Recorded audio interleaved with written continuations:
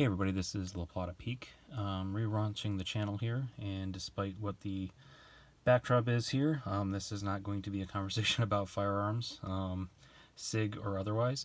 This is actually going to be a stacking philosophy video, and really how I'm kind of looking to, maybe relaunch this channel a little bit, and just kind of talk about those philosophies, because they do change. I've been stacking gold and silver now for about 3 years, and my philosophies have changed over that time, and they'll probably change again in the future. But just wanted to just kind of lay out some fundamentals of what I do and why I do what I do. This isn't really going to be a channel about whether you should or should not. Everybody's got to do what's best for themselves, as far as financial investments, or ways to protect your money, or ways to invest your money, make more money by letting it work for you, things like that. I'm a dollar bear. I don't think it's going to be worth what it's currently worth in the future.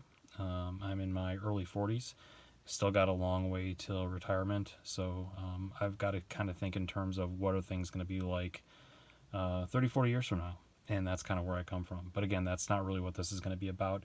This is assuming you've already made the decision to stack silver or gold, or maybe you're strongly considering going that way.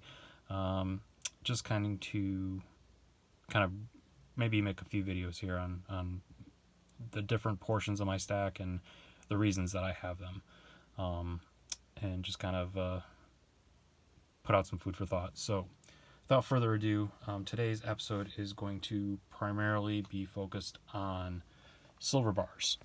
And this here is a 100 ounce bar from the Royal Canadian Mint.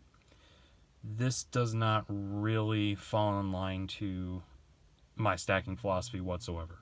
I have a couple of these, and it's a couple more than I want to have.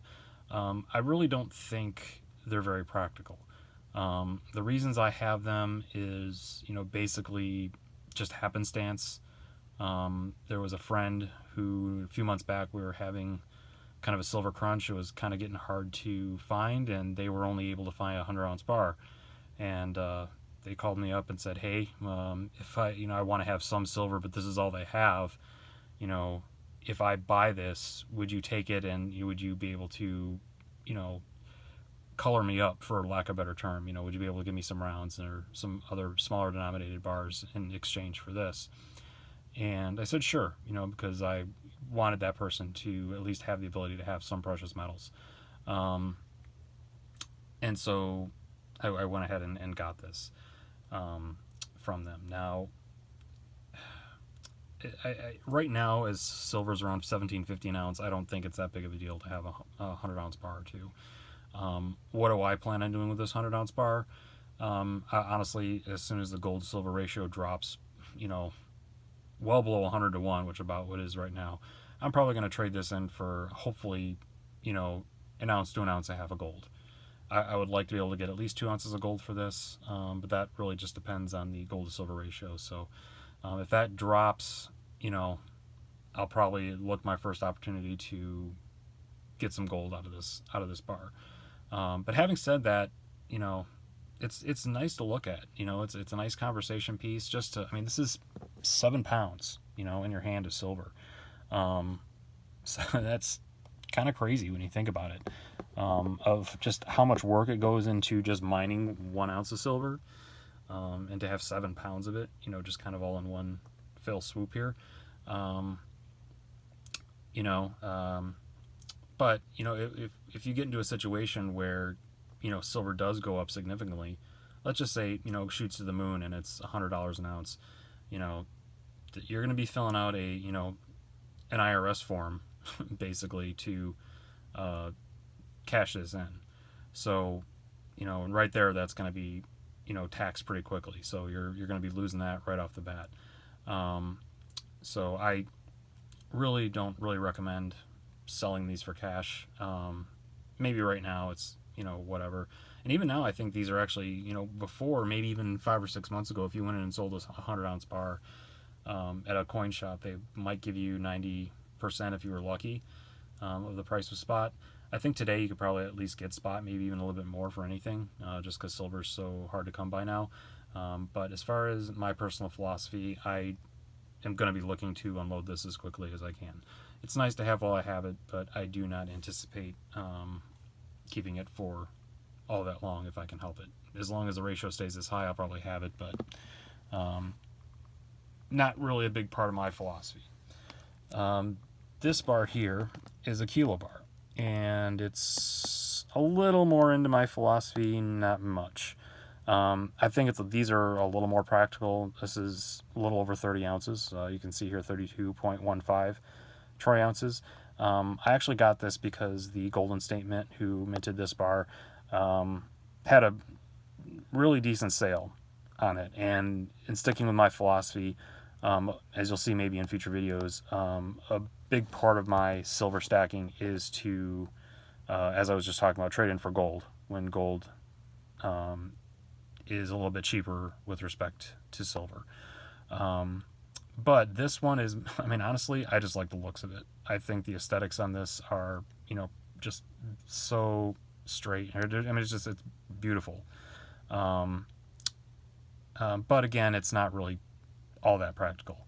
A little more practical than the 100-ounce bar. It's a lot easier just to kind of throw these maybe in a backpack or purse or whatever for the ladies out there. But as far as bartering or anything like that, not really a big part of my philosophy. I mean, it looks nice. It's it is what it is. But at the end of the day, not something that I'm really looking to quote unquote stack all that much. Kind of same philosophy as the 100-ounce bar, but not to that extent. So it is there. It has a purpose. But if you do want to have some bigger size bars without going to the full 100 ounce, I think a kilo is a good way to go. I think before where I came into my 100-ounce bars, the situations happened. I kind of told myself I would never really just go out and buy a 100-ounce bar. I think kilo was kind of my ceiling. But even after having this, it's probably gonna go. I'm probably gonna revert back to what I initially thought when I first got into stacking with respect to bars, and that is the 10-ounce bar, which I kind of think if you are going to make bars a significant portion of your stack, I think the 10-ouncer is not a bad way to go. It's definitely a lot more lighter. It's a lot more portable. Just a little over a half pound. So this isn't gonna if you just need to grab a couple of these, you can do that. It's not gonna be too crazy. Still maybe a little bit bigger than some people would like.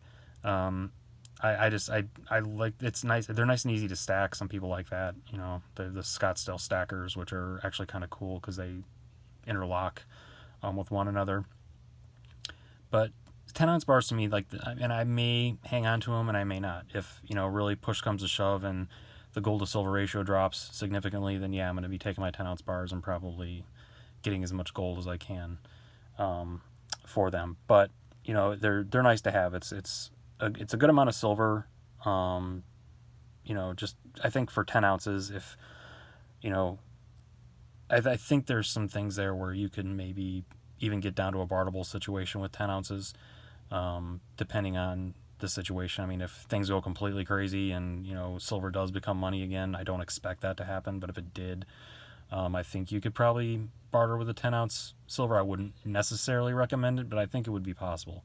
But one thing about 10-ounce bars, I will, and I got a couple more here. This is really kind of what I like about the 10-ounce aspect. This is a recently minted 10-ounce bar.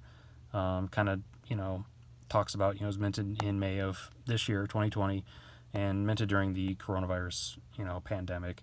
This is kind of a timestamp in history. So who knows what's going to happen in the future with how the coronavirus has looked back, and could this have some value in the future? I don't know, maybe just based on its I guess collectability, perhaps. Again, don't really necessarily expect that to happen, but it is possible. And this is just one of those, if you're a follower of the Nut and Fancy channel, who I highly recommend him. He's got a term that he calls second type of cool, which basically just means you buy it because you like it, and you just want to have it. You think it's interesting, and something you just want to have in your possession. And this is kind of where I would drop this into that line, along with this 10-ounce bar here, which is also minted by the Golden State Mint and the Silver Shield line. And this is a 10-ounce bar that denotes the Federal Reserve with the Den of Thieves. I think Chris Duane, when he actually testified before Congress maybe 10, 15 years ago, actually called the Federal Reserve a Den of Thieves and got it on the House record, which I think is kind of funny. But, again, just one of those second type of cool things where just something I want to have. Don't really, this would probably be, these two bars, unless the coronavirus one and this one, would probably be two of the last things I would ever have to sell, just because I hold them in value more than the actual silver that they're worth. But it is cool that they are of silver. My main philosophy in stacking across the board, and again, we'll get into this in future videos perhaps, but is more of the 1 ounce. So this is a 20, I can maybe just kind of spill a couple out here, just a 1 ounce silver bar. And you will, these are probably the most common. You can get these generally, in the old days you could get them for maybe, 69, 70 cents over spot. These days they're probably, $2 to $4 over spot. So I don't think you would go onto any website. I think if you were to pick one of these up on eBay with, silver being, $17.50 right now, I don't think you could get one of these for less than $25 with shipping. So maybe that's an $8 to $10 premium even. If you went on the Golden State Mint and bought one of these, yeah, you might pay $20 for it, but you might not get it till, for 6 to 10 weeks after the fact. Just because, silver is what it is. But as far as the philosophy goes, this is something that I can, if I needed to barter with this, I could probably do it pretty easily. And, at the same time, I've still got a stack of 20 here where I could look at this as a 20-ounce bar if I needed to in that moment. So it's nice to have these smaller ones where you can, just break it up as you need it. Don't have to necessarily take a loss. If you just need to go out with 4 or 5 ounces of silver, you can break 4 or 5 of these out and not having to worry about, hey, I got to break up my 10-ounce bar somehow, or God forbid, a 100-ounce bar somehow before I actually go back and get what I need. So, if I just need to sell one at a time, if I need to barter one at a time, what have you, you can do that with these 1 ounce bars. And I do like these tubes that they come in, or you can get. Just kind of keeps them all, nice and secure, and they're not spilling out all over the place. And you can just kind of tuck them away. And honestly, if you were looking to hide, if you didn't have a safe or something like that, and you just wanted to, just kind of stick this somewhere, I don't know if anybody would necessarily pick up this and look inside of it or not. Maybe they would, but this. If you didn't read it here, it does say 1 ounce bar on it, but if it was just sitting there, I don't think most people would even know what this is. So I always recommend locking up your silver and gold, but, you got to make do sometimes with what you have. So that pretty much wraps up my philosophies on the bars. They're they just kind of are what they are, they're good to have, not the foundation of my stack by any means, but I do have them. I do have a purpose for them, and I think that's the big thing. Like whatever you buy, as long as you have a purpose for it, and you can rationalize that I'm getting this because this, and as long as you can justify that in your own mind, I think you're doing the right thing. Doesn't mean I'm right, doesn't mean you're necessarily right or wrong, but just like anything else, do what's best for you in your given situation. So if you have any questions for me, feel free to leave some in the comments. If you have any thoughts, anything that I've gotten completely wrong, I'm always happy to hear feedback. But I really appreciate everybody taking the time to watch this video. If you learned something, great. If you were entertained a little bit, even better. and maybe I will make some more of these in the future. So take care, everyone, and have a good night, and we will talk to you later. Peace out.